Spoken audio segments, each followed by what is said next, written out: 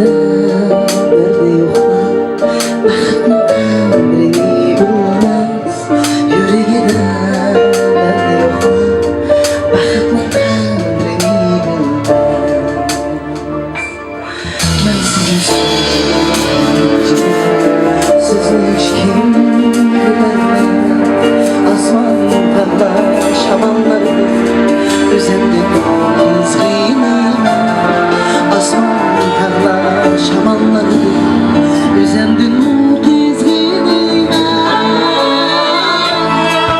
Geçsem benim gönlümdeki sözü Sizlerin ömrü kattı Sizlerin ömrüne söyledim Ben hakikaten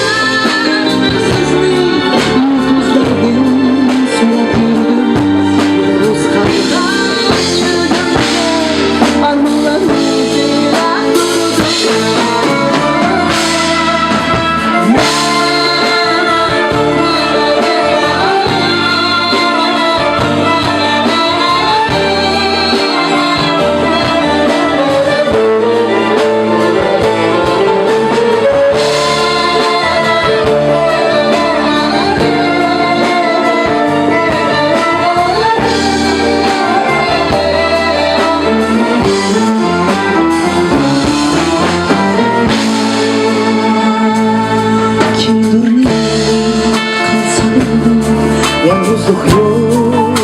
kalmaz Kim dursursa çivirekten Özü için arman kılmaz Kim dursursa çivirekten Özü için arman kılmaz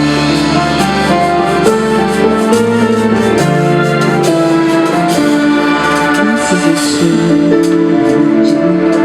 Sizi hiç kim bilemez Asman Özendim kızgınım